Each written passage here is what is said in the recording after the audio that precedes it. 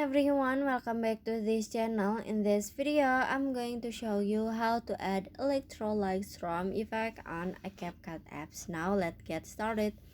First, after you open your Capcut apps and add the video that you want to edit, you just click on the effect at the bottom. And after this, you can click on the body effect. And now at the menu, you can swipe until you can see decoration. And in here you can search Electrolytes Strom effect. Electrolytes Strom effect. This is the Electrolytes Strom effect. You can click on it.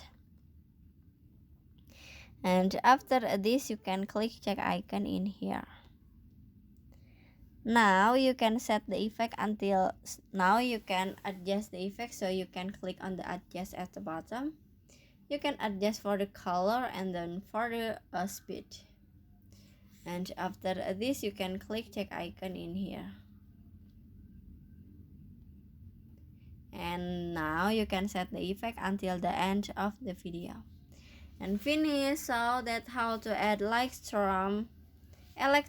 Strom effect on a Capcut apps. I hope you found this video to be helpful. If you enjoy with the content, please consider like, comment, and subscribe down below. Bye bye.